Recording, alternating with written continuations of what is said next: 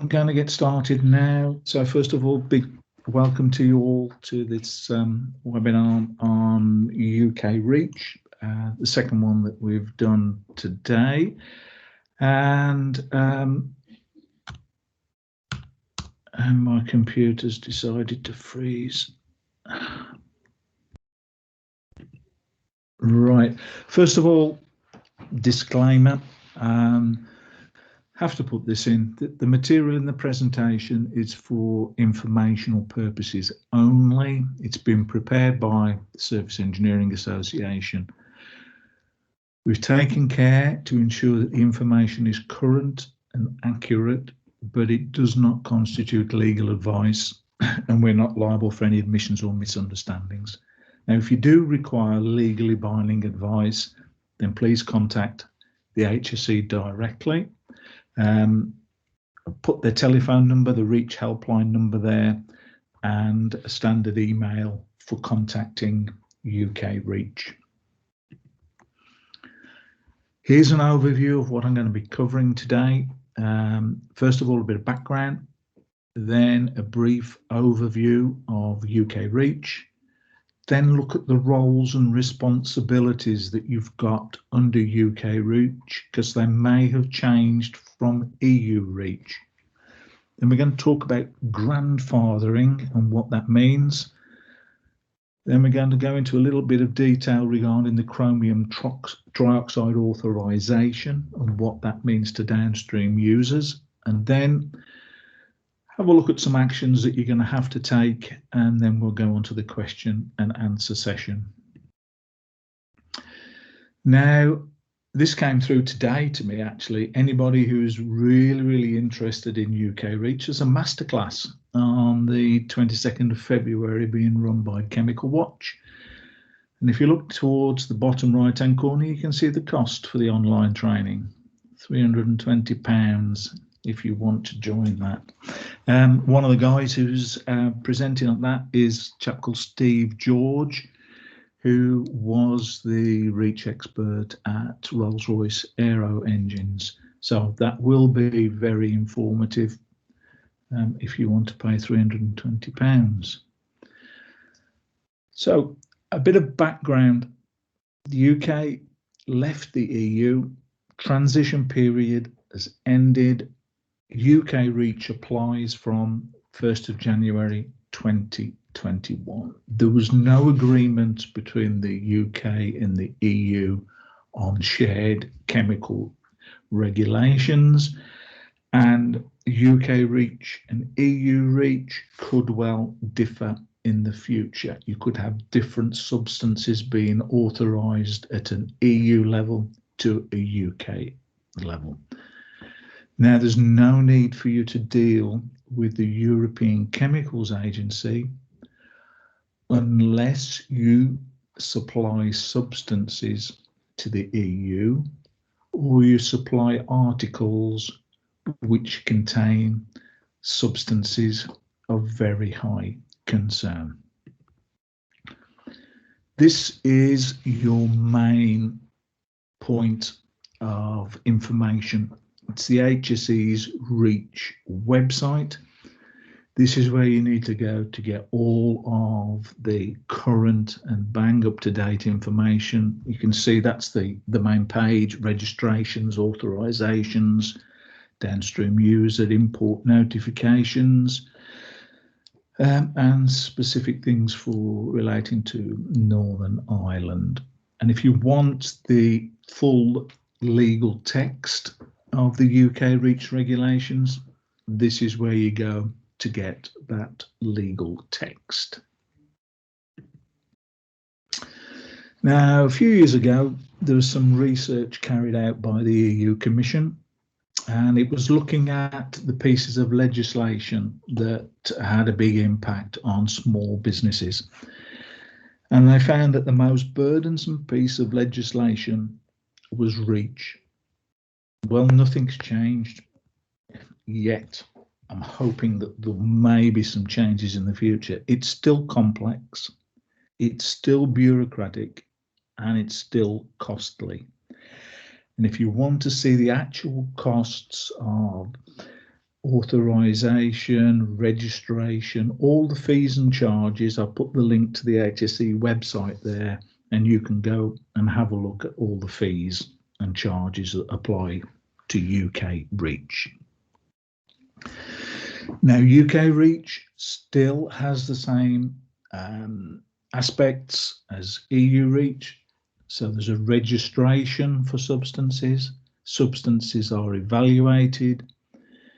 They may be subject to authorization. They may be subject to restrictions. And there are still SVHCs, substances of very high concern. However, under UK REACH, your roles and responsibilities may have changed. Substances that you use might not be registered yet under UK REACH. Authorisations might not yet be in UK REACH. And I can't stress this next bit strongly enough. You need to check, check, check again. HSE, they will be understanding initially, but given time, they will expect you to be complying fully with the UK REACH. Now, talking about roles and responsibilities, here's a few of the definitions under UK REACH. So a manufacturer or an importer, that's businesses that manufacture or import from outside GB 1 ton or more of any substance each year. They are responsible for registering that substance with what's called the agency, that's the HSE. An import under UK REACH at the moment means bringing chemical substances into GB from either the EU, the European Economic Area, or Northern Ireland, or from the rest of the world.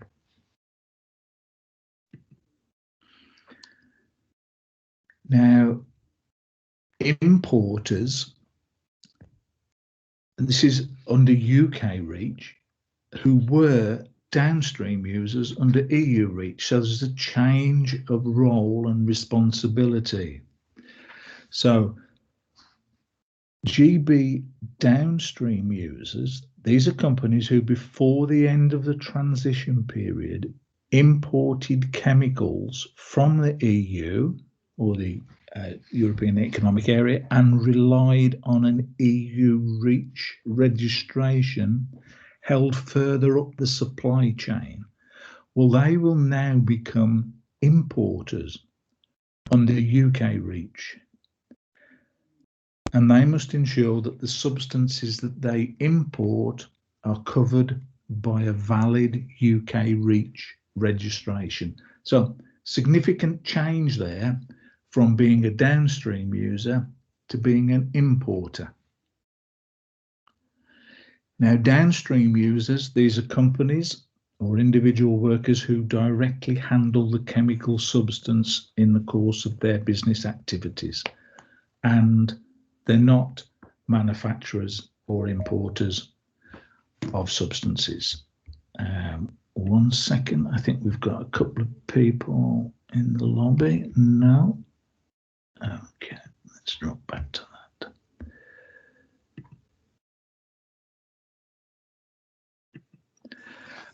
Okay. Now, Siri here. Let me know if I can help. Now, distributors, these are companies that store and place on the market substances, either on its own or in a preparation on behalf of a third party. They do not directly handle the substance, and providing they don't have importer responsibilities, they don't need to register with REACH.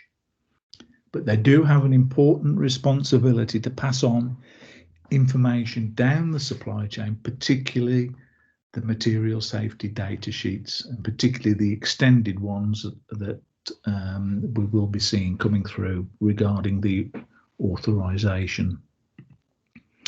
Formulators. Now, these are companies that produce mixtures and supply them further down the supply chain or directly to consumers. They mix together substances and or mixtures with no chemical reaction taking place during the process. And providing they do not have importer responsibilities, they do not need to register with REACH.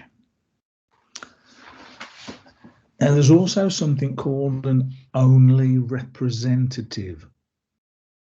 Under something called Article 8 of UK REACH, a non-GB based manufacturer, formulator or producer of articles can appoint a GB based only representative to fulfill all of the obligations of the GB based importers. So this could be somebody, a chemical supplier based in Germany, who wants to export chemicals to GB. So they can appoint somebody called an only representative that handles all of that, all the import issues, all the registration issues under UK REACH, and they're called only representatives.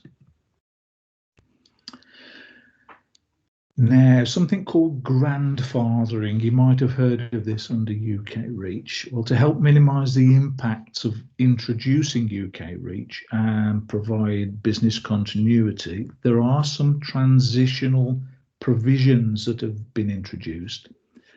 These are specifically for GB-based companies who are holders of EU REACH registrations. And this process of minimising the impact is known as grandfathering. So within 120 days of the end of the transition period, a company that wants to has this registration, GB-based company with an EU REACH registration, they have to open an account on the new UK REACH IT system. That's called Comply with UK REACH. That's what UK REACH IT system's called. They then have to provide some initial information about their existing registration. And at this point, they will receive a UK REACH registration number. And depending on the tonnage bands, there is a extended period within which they have to supply the full information to UK REACH. So if the substance they have registered at an EU level is used in greater than 1,000 tonnes a year or has certain hazardous properties, as you can see on the right-hand side, they will have a 2-year grace period from the 28th of October in which to supply the full information. If the tonnages are less or you haven't got the hazardous properties, you could have up to 6 years from the 28th of October 2021 in which to supply the full registration information to the Health and Safety Executive. Now, the grandfathering process, it's not possible for EU-based legal entities to have their EU registrations recognised under UK REACH. UK REACH only applies in the UK. Therefore, legal entities based in the EU and the EEA can have no obligations under UK REACH.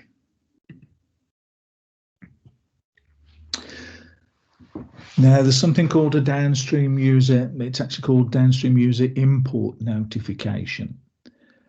Any GB-based legal entity that wants to import a substance at or above 1 tonne per year is required to submit a registration to the HSE. The obligation to register also applies to the import of substances from the EU. However, where you were classed as a downstream user or a distributor under EU REACH, there are some transitional provisions that have been put in place that aim to help minimise any disruption. So by submitting a notification to the HSE within the first 300 days of the end of the transition period, you effectively defer any registration obligations for up to, as I showed in that previous slide, up to a maximum of 6 years plus the 300 days after the end of the transition period. That's called a downstream user import notification. Now I want to come on to the chromium trioxide authorization.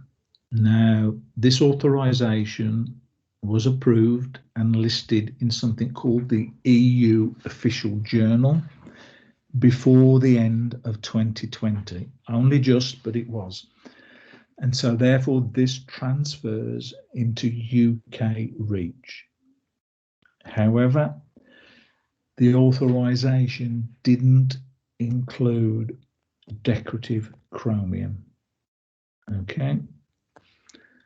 And the supply of your chromium trioxide must come via an authorization holder. It doesn't have to come directly from them, because you might be using a distributor or formulator, somebody further down the supply chain, but the initial supply must come via an authorization holder.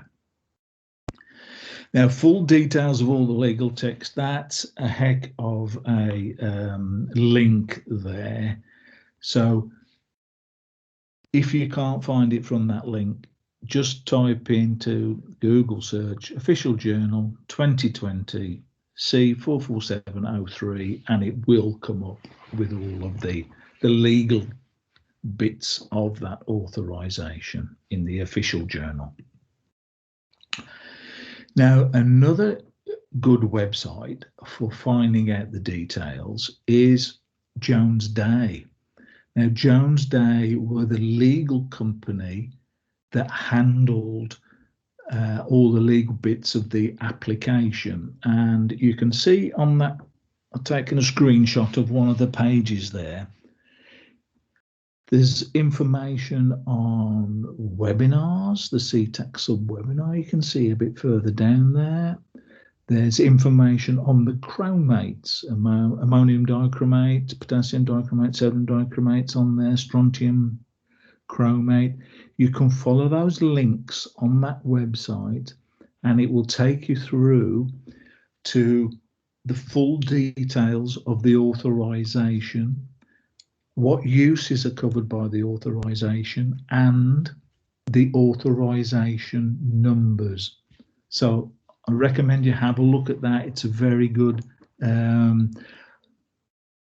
place to start in getting all your information together. Something you'll see on there in the third box down and in the fifth column across, it mentions something called CTAC Sub 2.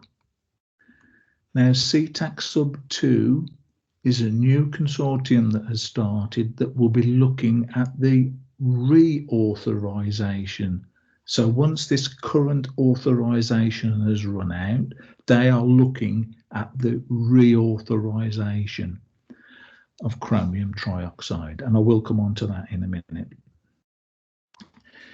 These are the authorization holders. You might recognize some of the companies, you might not. There's ChemService in Germany, Atotech Germany, Boeing Distribution in the Netherlands, Prospero Chemicals in Estonia, Cromittal in Italy, Elementis in the UK, and McDermott Enthone in Germany. Those are the companies that are listed as the holders of the authorization, and it's a full whole supply chain authorization, so from chemical right the way through to application. Now, if you follow the links through that Jones Day website, you'll come to where you get the information on the specific uses. And what I've done is here, I've picked the use of functional chrome plating. Now it adds on extra bits. So the authorization is for functional chrome plating where any of the following key functionalities necessary for the intended use: wear resistance, hardness, layer thickness, corrosion resistance, coefficient of friction, or an effect on the surface morphology. Your use has to fall in to that definition if you want to operate under the authorization for the functional chrome plating. Now, I thought that there would be one authorization number for functional chrome plating, but there isn't. Each of those authorized companies has an authorization number attached to it. So for instance, Elementis Chromium, the authorization number for this functional chrome plating with the key functionalities is REACH 2018-12. Now, if you are a downstream user, say a plating company, and you want to continue using chromium trioxide for your use, you have to notify the HSE within 60 days of the end of the transition period. And you have to notify them by submitting information to the email address on the screen. And in the subject line, you have to put GB-based DU, which is downstream user, of an existing EU authorization, and then you have to refer to what's called Article 127H. So initially it's an email to that email address using that subject line. And what information do you have to supply? Well, first of all, you have to confirm that you're an existing authorized downstream user. You have to include your company identification and contact details. You should notify the HSE of the existing EU authorization number, any conditions set out in the existing EU authorization, and the identity of the supplier of the substance. Now, some of that information you won't have yet. You won't get that information until you receive the extended safety data sheets. But you do need to notify the HSE that you are going to be working under an authorization. So I would get that email off to them as soon as you can, saying, I'm going to be working under an authorization. However, I haven't got all the information as yet. I will forward the information to you as and when I get it. Get the notification in first, supply the information later. What should be happening is that your supplier will send you extended safety data sheets which contain exposure scenarios and risk management measures. And you have to comply with those. The chromium trioxide container will eventually be labelled with the authorization number, and the authorization number will appear on the material safety data sheet. Now, the authorization has been granted, but the review period ends on the 21st of September 2024. So an application for reauthorization to UK REACH will have to be submitted 18 months before that expiry date. Now, there are conditions attached to the authorization, and I've just pulled these off so that you can see what it's like. The authorization holders are going to develop specific exposure scenarios, and they're going to communicate that to the downstream users by the 18th of March 2021. The downstream users have to apply the risk management measures that are detailed in the specific exposure scenarios, and they have to do that. There's not a time limit put on it, but it said without undue delay. But there's no definition of what undue delay is. And they have to introduce monitoring programs. Most of you will already have these in place. Annual air monitoring, that's within your within the company, and anybody who is likely to be exposed to the chromium trioxide would have to be involved in that program, and you need the first results by the 18th of June 2021. And you're also going to have to look at annual emissions to water and air that you probably do already, particularly if you've got an environmental permit. Now, I mentioned that decorative chromium wasn't covered by that authorization, or the authorization for decorative chromium hasn't yet been approved at an EU level.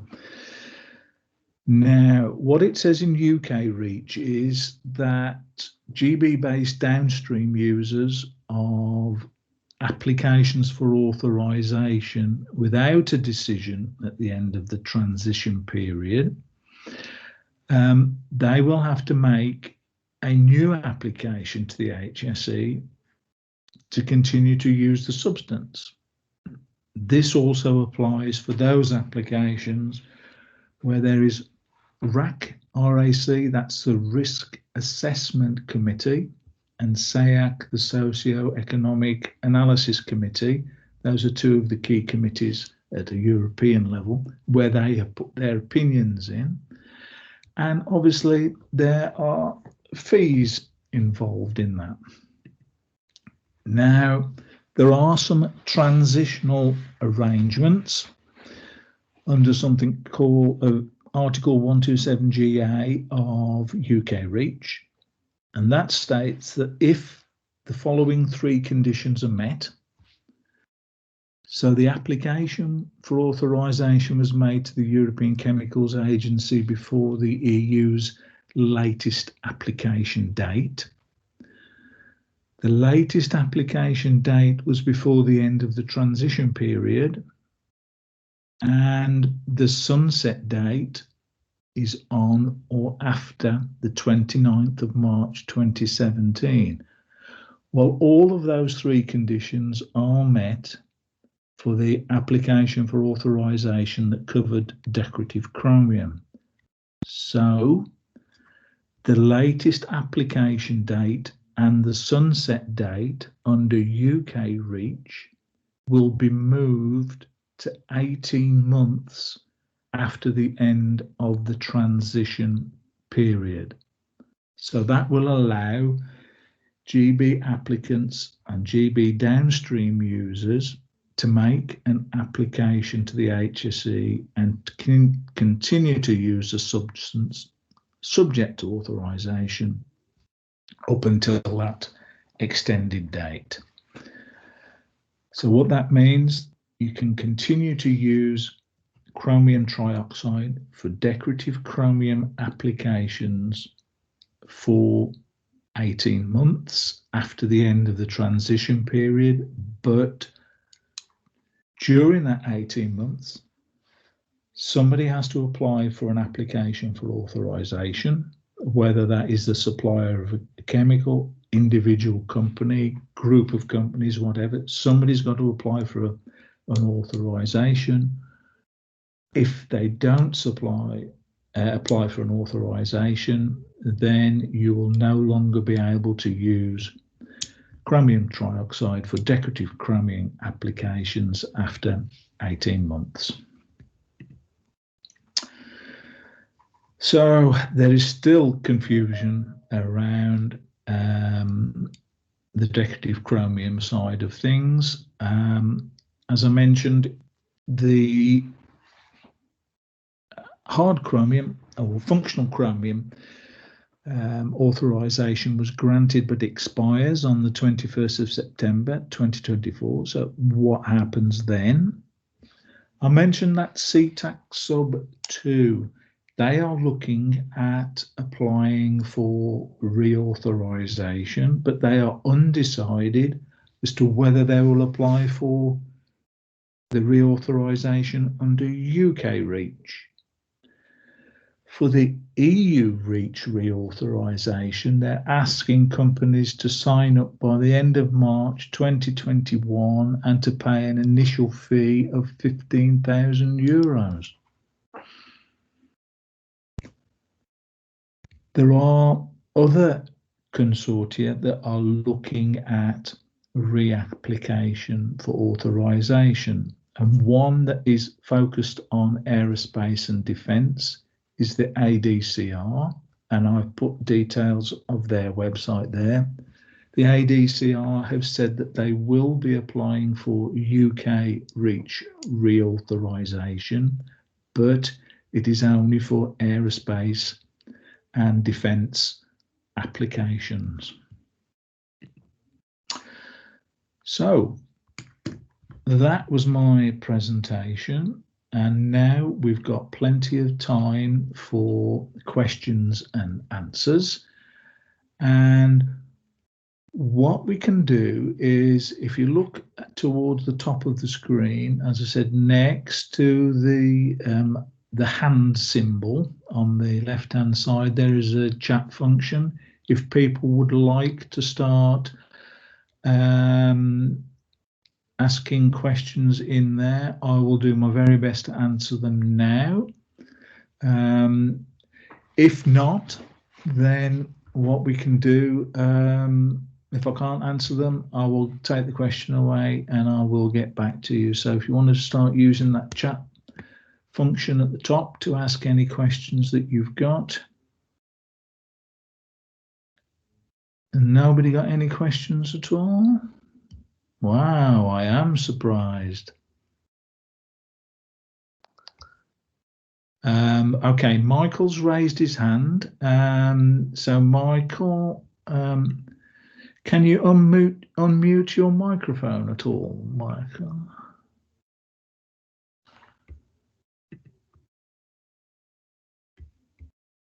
Let me see if I can. I can't unmute you, unfortunately.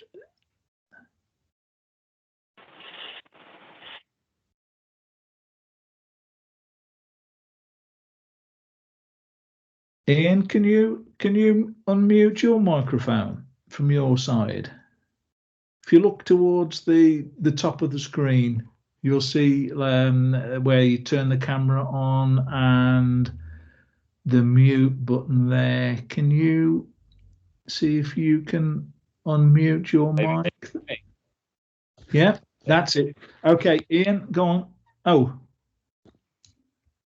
you did unmute it. Michael, I think you're unmuted. Do you want to ask your question? No, I can't hear you, I'm afraid. David, can you hear me? Yes, yeah. Oh, good. Right. I think we are a downstream user of chromium trioxide. We use less than 1 ton per year. We have less than 1 ton on site at any point.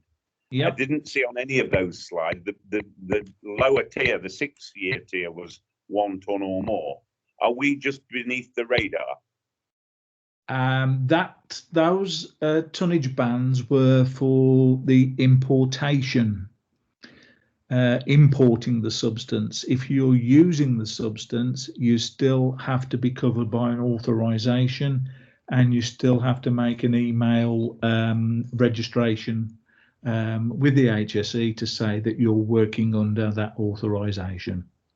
I see. But the authorization number, the EU authorization number, we don't have one. So is that from our supplier? That will be from the supplier, from the authorization holder. That's correct. Thank you. Okay. I can see Michael Stone and Mike Oxford have got their hands raised. Yeah, their mics are muted, unfortunately. I can't unmute them. I can unmute. Can you? All right, Michael's on. Michael Got you. Oxford is unmuted. So, Michael. Hi, I work for an engineering firm. We also apply chromium trioxide to about 50,000 components a year. The tools for pharmaceutical tooling. Essentially, it was a very similar question to what Ian asked. That we are supplied by McDermid. Yeah. I am still waiting on any kind of. I've made a few phone calls to those I know there. I'm still waiting on extended safety data sheets and almost a similar kind of thing to what you presented, almost like a things you need to do in order to carry on. So yeah, it's essentially, is it just going to be, like you've said, a case of the sending the email to HSC? I mean, we already do we have our materials waste taken away. We do monitoring, we do all sorts of different tests. Is it likely to change that much? And, is there anything we need to think about? Because obviously I watched the CTAC Sub 2 webinar. I've watched your webinar. I've got something coming from McDermid as well. It's the EU complications kind of, everything that you have to read to do with the EU is overly complicated. Is it that simple, or anything we're going to fall foul of? I think in the UK, we have always had quite good and robust monitoring programs under the HSE. There's been best practice guides that we have developed in conjunction with HSE. We have the EH40 exposure limits as well.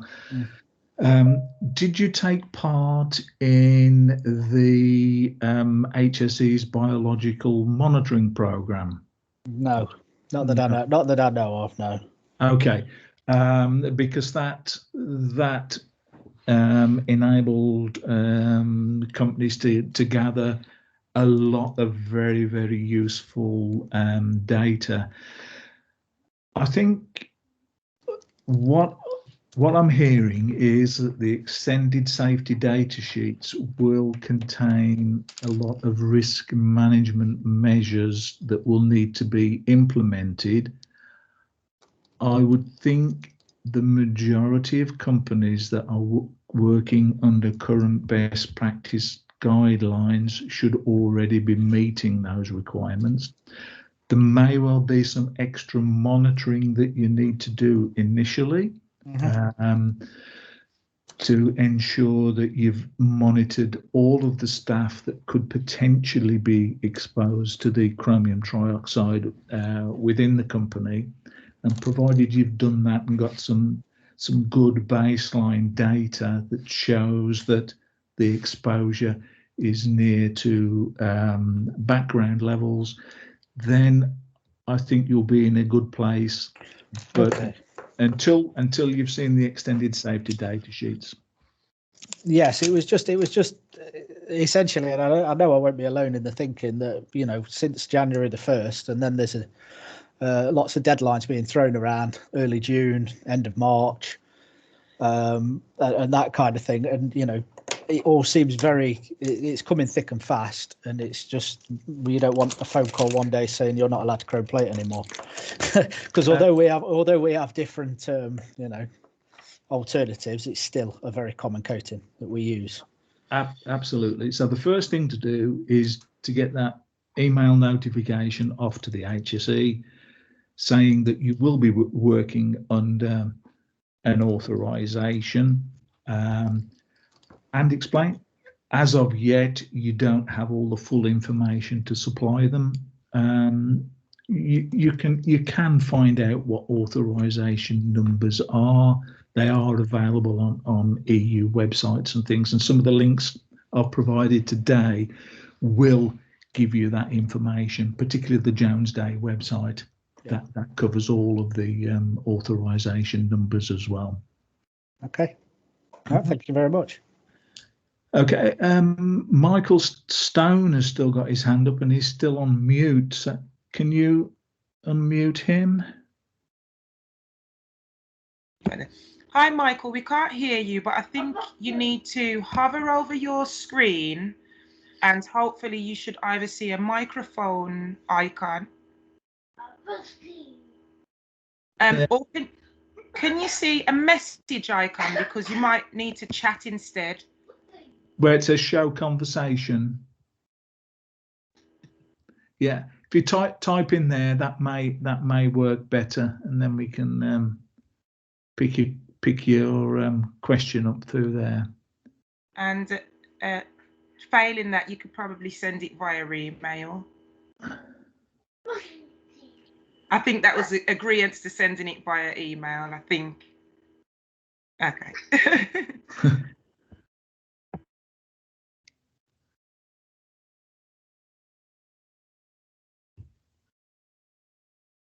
Okay, we don't seem to be able to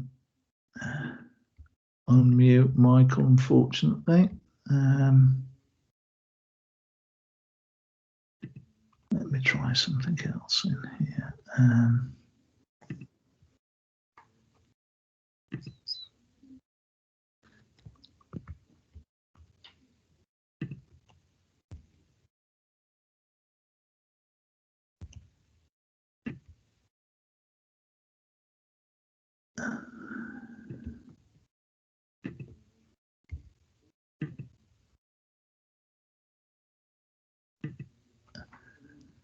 Right, Michael, this is to Michael Stone. If you have a look towards the top of your screen, Michael, where the camera is, and next to that is the microphone. Can you click on that microphone button? You are. Oh, it's not unmuting you. Unfortunately, it's not unmuting you. So if you move to the left of the camera, and you'll see a hand, and then next to that is a box, like a speech box. If you click on that, you'll be able to type your question in.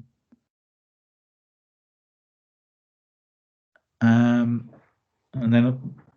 if anybody else wants to start typing in questions in there, we'll be able to start answering those for you.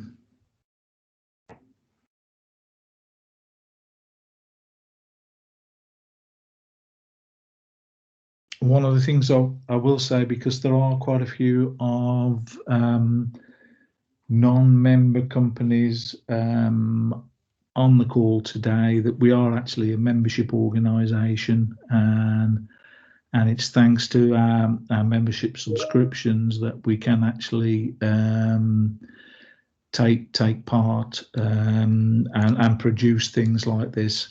I've had a question come in from Andrew Turley, asking about will the copy of the presentation be emailed out.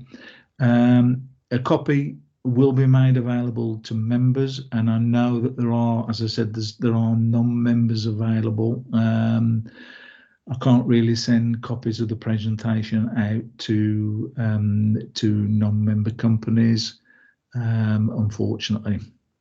What we will be doing is we will be putting a copy, a recording of it onto our website. But again, that is likely to be in a members only area.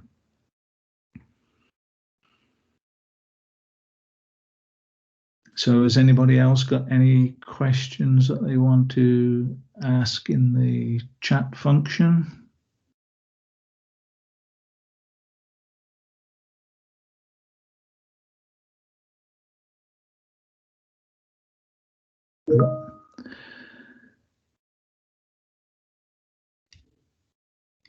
Okay, thanks, Andrew, for your reply on that. But I said we are here to try and help where we can.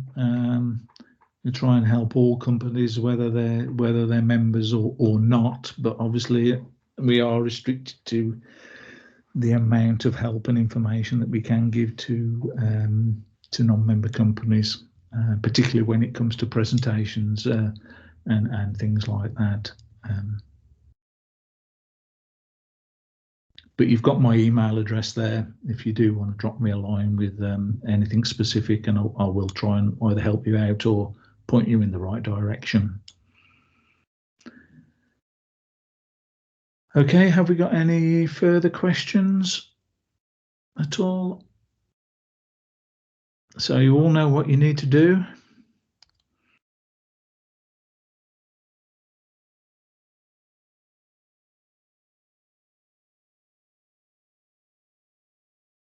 Okay, well, if there's no further questions, just want to say a big thank you to you all for taking part in the webinar. Said we are here to help UK surface engineering sector. So if we can help, we will.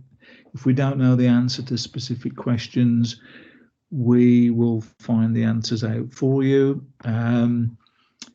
HSE has a REACH unit now, and I have asked them for a organisation chart, and the response was that's only available for people internally. But I do know, I have been able to find out who the director at the HSE is, who's in control of REACH, the head of the REACH unit, head of enforcement and head of policy. So if we need to, we can go up higher up the chain. Our president is also Lord Whitby, who can ask questions in the House House of Parliament if necessary, and get in touch with ministers. If you've got no further questions, please, in that little chat box, just let me know what you thought of the presentation. Any way we can improve, any way we can get further information to you, please just jot it down in that chat box. And thank you very much for attending, and I hope you all have a good day today. All right. Thanks very much. Thank you. Thank you. Thank you. Thank you. Thank you. Thank you. Thank you. Thank you. Thank you.